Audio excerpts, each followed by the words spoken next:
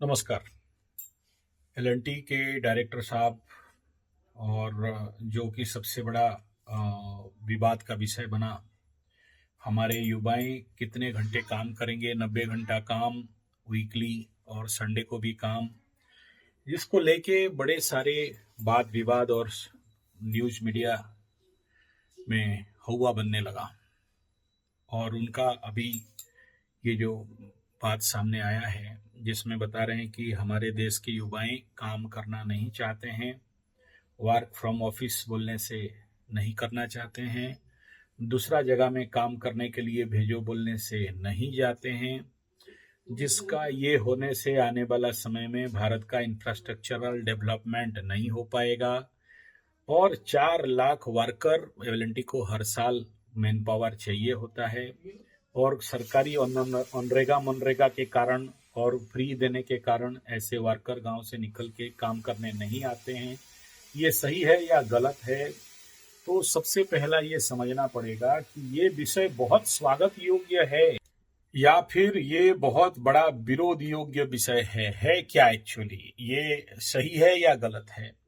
और इनका जो भी दोषारोप करना इंडियन वर्कर्स के प्रति ये कहाँ तक सही है और लोगों का इस प्रकार के जो मैन पावर का या वर्कर्स का ये एटीट्यूड है ये कहाँ तक सही है या गलत है?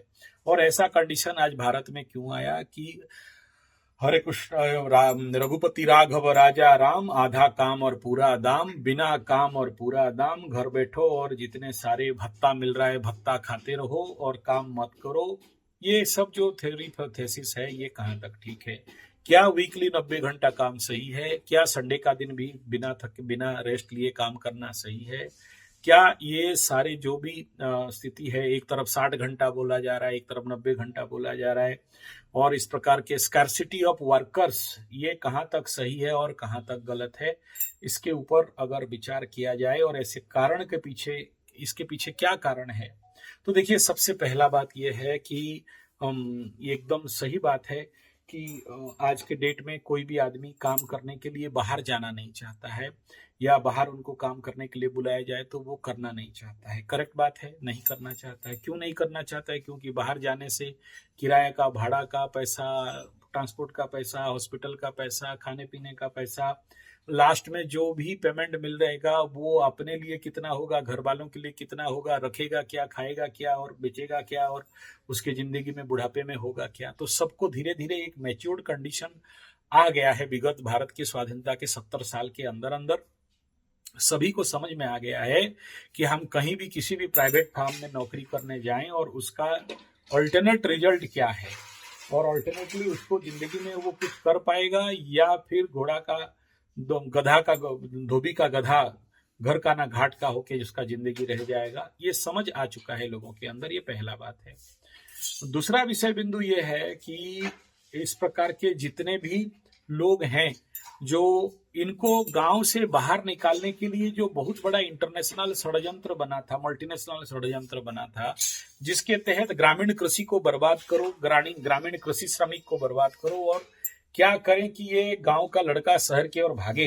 गिद्दड़ का जब मौत आता है तो शहर की ओर भागता है बोलते हैं ना, तो ठीक ऐसा ही शहर की ओर जो भागे थे और वहां पर जो लेबर बन के, नौकर बन के, चाकर बन के, मानसिक गुलाम बन के, हलिया मुल्के मुलिया बन के जो काम किए और उसका जो रिजल्ट उनका जिंदगी में जो मिला कि ना वो घर का बने ना घाट का बने और जो भी पैसा कमाए वो हॉस्पिटल में चला गया, क्योंकि शहर में जाके शहरी भोजन, ग्रामीण नेचुरल भोजन का कमी हुआ और गांव का जो ओरिजिनल ऑर्गेनिक नेचुरल फूड का स्कैर्सिटी हुआ, जिसका परिणाम से शहर में जाके उनको रहना पड़ा और शहर में ये जो परिस्थिति इनके जिंदगी में आया उसके बदौलत उनको क्या मिला और इस ये सारा धीरे धीरे लोगों को आज के डेट में सब कुछ समझ में आ चुका है। लोगों को समझाने का और आवश्यकता नहीं है। ये एक विषय बिंदु है कि बिना काम और पूरा दाम, और हम कितना भी जाके किसी के लिए भी कितना भी काम कर दें कुछ होने वाला नहीं है। अपना नहीं होने होगा, दूसरे का भी कुछ नहीं होगा। ये कहीं ना कहीं शायद शब्द लगाऊंगा मैं यहाँ पर कि लोगों को ये अनुभव हो चुका है कि प्राइवेट जॉब, प्राइवेट नौकरी का कंडीशन जो सबसे ज्यादा बेकार है। बेरोजगार रहो या फिर अपना कुछ करो, जो ये मानसिकता आया है इसका आने के पीछे देखो ये कितना अच्छा है और कितना बुरा है, वो तो आगे फिर समय जाके बताएगा। लेकिन भारत हमारा नौकर का राज्य देश नहीं है, ये मालिकों का देश था, स्वावलंबन का देश था। और इसको नौकर का नौकरशाही लाने के लिए मैकॉले एजुकेशन को यूटिलाइज किया गया और एक बहुत बड़ा षड्यंत्र खड़ा किया गया, ताकि गांव के नौजुवक कैसे अपने गांव का खेती छोड़ के शहर के तरफ भागे और गरीब बने। तो उसका शायद ये जो भी सामने रिपोर्ट आ रहा है उसका अंत समय है। और ये नेचुरल बात है कि स्वागत योग्य विषय भी है, कि स्वाभाविक बात है। ये मैं नहीं कह रहा हूँ, ये कुछ जो मीडिया, लेकिन ये भी समझना बहुत जरूरी है कि ये जो प्राइवेट जॉब, प्राइवेट नौकरी नहीं करना या बाहर जाके नौकरी नहीं करना और अपने से अपना स्वावलंबन कार्य करने का जो मानसिकता बना है, ये बहुत अच्छा हुआ है, ऐसा कुछ लोगों का मानना है। और मैं भी ऐसा मानता हूँ, जरूर बात है, क्योंकि सब कोई दूसरे प्राइवेट नौकरी का परिणाम क्या सबको पता है। और वर्तमान जो 56 इंच और मोटा भाई का जो गवर्नमेंट का कंडीशन है, जहां पर रेलवे का नौकरी को प्राइवेटाइज कर दो, ये ऑयल सेक्टर का प्राइवेटाइज, दूरसंचार निगम को प्राइवेटाइज, सेल और जो सेल इत्यादि बड़े बड़े फैक्ट्री के प्राइवेटाइजेशन, और वर्कर्स को नहीं रखना और प्राइवेट वर्कर से बाहर से काम करवाना, कॉन्ट्रैक्ट म्यूचुअल में काम कराना, ये सारे बोल क्या रहे हैं और इसका परिणाम क्या दिखाई दे रहा है। तो ये परिस्थिति स्वाभाविक बात है ये, लेकिन इसमें वो फैक्टर नहीं है जो फैक्टर को मैं यहाँ आप लोगों के समक्ष बताना चाहता हूँ। वो फैक्टर ये है कि आज अगर काम करना नहीं चाहते हैं, क्यों बच्चे हमारे कामचोर, आलसी, ठग बन रहे हैं? क्यों ये लोगों के अंदर काम करने का रुचि और इच्छा और रुझान नहीं है? और क्यों आधा काम और पूरा दाम रघुपति राघव राजा राम हो रहे हैं? क्यों हमारे देश के नौजुवक बोलते हैं शेयर सट्टा लॉटरी जो है आराम से बिना मेहनत का कंप्यूटर चला चला के क्रिप्टो करेंसी और जो भी ऐसे नाकारे धंधे से पैसा आ जाए बिना मेहनत का, बिना पसीना का, उसके पीछे क्या रहस्य है? उसके पीछे एक ही चीज दिखाई देता है, और वो कुछ नहीं है हमारे शिक्षा पद्धति, हमारा एजुकेशन सिस्टम, हमारा जो C for classroom, C for club, और जो हम लोगों का सी फॉर क्रिकेट और आई फॉर इंटरनेट, ये हमें ऐसा आज बना दिया है कि आलसीपना से पैसा कितना आए वो प्रमुख है। दूसरा क्या है, देखिए आप किसी स्कूल में, कॉलेज में आप एक बच्चा को दिन का 10 बजे से लेके 5 बजे 4 बजे तक उसको एजुकेटेड इडियट बनाते हो और पढ़ा उसका जिंदगी का क्लास 1 से लेके 10 तक का आदत बनाते हो। 10 साल तक वो दिन का 10 बजे से 4 बजे तक ठंडा में एसी में रेसिडेंशियल स्कूल में बैठ के चौं चौं चौं करके पाठ पढ़े और कोई मेहनत नहीं करे, पसीना नहीं बहाए, जिंदगी का बचपना का अभ्यास ही कामचोर, आलसी, ठग बनने का हो गया और किताबी कीड़े बनने का हो गया। उसके बाद +2 में 2 साल हो गया और +3 में 3 साल, ऐसा करके 15 साल। उसके बाद अगर कोई इंजीनियरिंग डॉक्टरी किया तो और 5 साल। तो जो बच्चा को आप 15 साल तक ऐसा एजुकेशन सिस्टम देते हो, जिस एजुकेशन सिस्टम का परिणाम है कि आलसीपना बढ़े, कुड़ियापना बने, बिना मेहनत का पैसा पढ़ाई हो, और पढ़ लिख लेने के बाद तुमको पैसा कमाना है, यानी सूट बूट में आया कन्हैया बैंड बजाने को वाला एजुकेशन सिस्टम दे के रखोगे तो आदत क्या बन जाएगा? ऐसे बच्चों का फाइनल आदत क्या बनेगा? ऐसा आदत जिसमें से ये पढ़ लिख लेने के बाद देश का दुश्मन, अनाज का, देश का धरती का बोझ, अनाज का दुश्मन बनेंगे ही। तो फिर आप इनको बोलते हो 20 साल 30 साल पढ़ाई कर लेने के बाद, स्कूल कॉलेज में जा लेने के बाद आप बोलोगे उनको कि बाबू तुम अब मेहनत करो, पसीना बहाओ। क्यों बहाएगा भाई? कौन सा फॉर्मूला है ऐसा पैसा पसीना बहा के पैसा कमाने का? क्योंकि आप उसका आदत ऑलरेडी बिगाड़ दिए हो, और जब ऐसा आदत बिगाड़ दिए हो तो आप आज इसको बोलते हो कि मेहनती नहीं है, मेहनत नहीं करता है। क्यों मेहनत करेगा? क्योंकि आपका education system learn and earn होता, शिक्षा और श्रम दोनों के साथ जुड़ा हुआ होता, तो आज ये बच्चा ऐसा नहीं करता। जिसको तुकड़ादास महाराज और हमारे गोपबंधु भी बोले हैं, शिक्षा के साथ श्रम को अगर जोड़ दिया जाएगा तो एक भी देश का बच्चा गरीब नहीं रहेगा, बेकार बेरोजगार नहीं रहेगा, डोंकी रूट में अमेरिका नहीं जाएगा, भिखमंगा नहीं बनेगा। तो हम लोग शिक्षा के साथ श्रम को तो देश में जुड़े नहीं है, ये काम तो हम लोग किए नहीं है।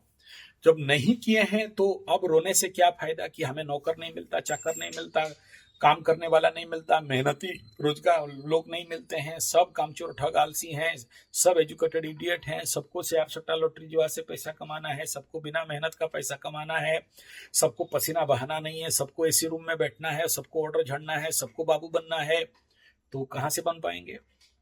और जो लेबरगिरी कर रहे हैं उनको भी पता है कि हमको आधा काम और पूरा दाम, कैसे कामचोर बनेंगे, कैसे ठगेंगे। आप अगर कार्मिक फील्ड में होते तो आपको पता चलता। मैं खुद काम करता हूँ, चलाता हूँ, मैं खुद, मेरे अंडर में 50-60-100 वर्कर काम करते हैं, तो मैं देखा हूँ कि उनका मानसिकता क्या रहता है, कहाँ से ठगेंगे। 10 बजे 8 बजे ज्वाइन आया, 10 बजे चाय पीने गया, 12 बजे खाने के लिए गया, 4 बजे फिर चाय पीने के लिए आया, फिर आगे अटेंडेंस मारा और रिटर्न भाग गया। तो ये एटीट्यूड तो गवर्नमेंट का कारण बना हुआ है, प्राइवेटाइजेशन कॉन्ट्रैक्चुअल वर्कर के कारण। अब आप कहोगे कि नहीं, ऐसा वर्कर हमारे अच्छे हो जाएं और हमारे प्राइवेट सेक्टर में कम पैसा में बहुत अच्छे अच्छे मेहनती वर्कर मिल जाएं, स्किल वाले वर्कर मिल जाएं। क्यों मिलेंगे भाई? अभी अगर एक स्टील प्लांट का वर्कर्स कंडीशन को अगर आपके पास 28 साल का एक्सपीरियंस होता, 29 साल का एक्सपीरियंस होता, तो पता चलता एक वर्कर जो 29 साल से किसी फार्म में गवर्नमेंट लेवल पे अपने सारे सिस्टम को लेके काम कर रहा था, उसके पास 28 साल का एक्सपीरियंस है, मेहनत है, ड्यूटी है और उसका जवाबदेही है। और एक कंट्रैक्चुअल वर्कर, कंट्रैक्टर अंडर में उसको एक ठो काम ले लेते हो, जितना काम उतना दाम, नहीं तो घर जाओ बेटा सो जाओ। तो ऐसे कंडीशन पे वो वर्कर क्यों आपका दायित्व लेगा और जवाबदेही उसके अंदर होगा? तो उसे भी पता है कि मेरा जीवन प्राइवेटाइजेशन में है, हम ऐसे नौकरी करके क्या कर लेंगे, और ऐसा नौकरी करके अपना घर द्वार जमीन बाड़ी अपने घर में रह के 2 पैसा मिल गया तो ठीक है, लेकिन बाहर जाके अगर खटेंगे, मेहनत करेंगे तो उसका हॉस्पिटल का खर्चा, जाने आने का खर्चा, रहने का खर्चा, खाने का खर्चा, सब मिला देने से बाकी रह जाएगा क्या? बाबा जी का ठुल्लू। और उस ठुल्लू के लिए अपने घर द्वार जमीन बाड़ी छोड़ के हम क्यों मगजमारी करें? तो ये तो सबसे बड़ा सीवियर कंडीशन बनता है। और ये कहना कि किसी आदमी को 90 घंटा हफ्ता में काम करे, संडे को भी काम करो, भाई इंसान है या मशीन है, रोबोट है या आदमी है? ये मेरा एक भी बात नहीं है, ये जनरल जो लोगों के द्वारा जो तर्क है उस बात को मैं कह रहा हूं। लेकिन ये कहां तक सच है और कहां तक झूठ है, कमेंट में आप नीचे जरूर लिखना कि ऐसे कार्मिक सेक्टर में जहां पर आज हमारा शिक्षा पद्धति हमें आलस, कामचोर, ठग बनाने के लिए लगा हुआ है, उस हमें कार्मिक अभ्यास नहीं दे रहा है, जो अभ्यास से ही जिंदगी मनुष्य बनता है, उस अभ्यास से हमें दूर लेके जा रहा है। ऐसे कंडीशन पे आप अगर किसी से ये आशा करो कि ये कोई बढ़िया काम करके रख देगा, तो क्यों करेगा वो? उसका क्या बाप का जाता है? आपका फैक्ट्री, आपका काम, आपका टेंडर, आपका पैसा, मैं एक लेबर, तो लेबर मानसिकता में सोचेगा, मालिक का नाम मानसिकता में क्यों सोचेगा? क्योंकि आपका शिक्षा पद्धति उसको मालिक का नाम मानसिकता दिया नहीं, मालिक बनाना तो बताया नहीं है, नौकर बनने के लिए बताया, तो नौकर सही चल रहा है तो नौकर के अनुसार वो लोग, उनका मानसिकता वही रहेगा।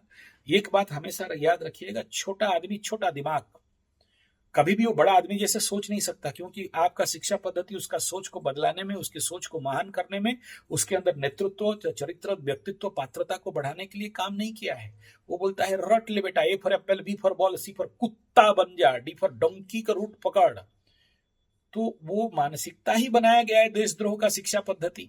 ऐसा शिक्षा पद्धति जो मैकॉले शिक्षा पद्धति से निकला है, जो कामचोर, ठग, आलसी बनाने का काम करता है, वो शिक्षा पद्धति में आप डाले हो जहां पर मातृ देवो भव पितरो देवो भव नहीं है, जहां पर आज वीडियो बनाया जा रहा है कि माता पिता अगर रात को ऐसा ऐसा कर रहे हैं तो तुम्हारा क्या ड्यूटी रहेगा, तुम भी अंदर घुसोगे क्या?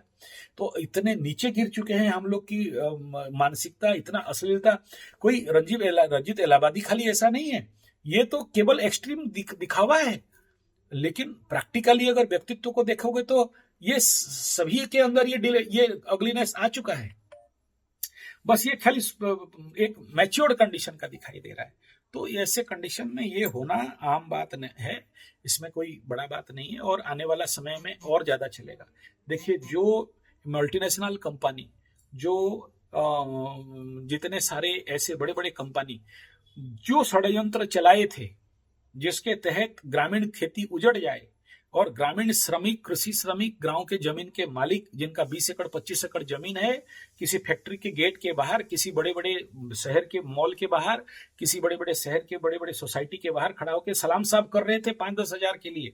आज अगर उनको ये हेतु हो गया, उनको अनुभव हो गया है, और अभी वापस जाके अपने घर में कुछ अपना रोजगार, रोजी रोटी करेंगे, तो ये स्वागत योग्य विषय जरूर है। और देश का इंफ्रास्ट्रक्चर बिल्डअप नहीं हो पाएगा ये जरूर दुखद विषय है। इसके ऊपर नए सिरे से नए पद्धति से सीखना पड़ेगा। ऐसा शिक्षा पद्धति बनाना पड़ेगा जहां पर शक्ति संभूतम युक्ति संभूतम शक्तिवान व्यक्तियों का निर्माण करना पड़ेगा। ऐसा शिक्षा पद्धति जहां शिक्षा और श्रम को जोड़ना पड़ेगा। तभी जाके ऐसे मेहनती व्यक्ति हमें जीवन में देश के उन्नति के लिए मिलेंगे। धन्यवाद, नमस्कार।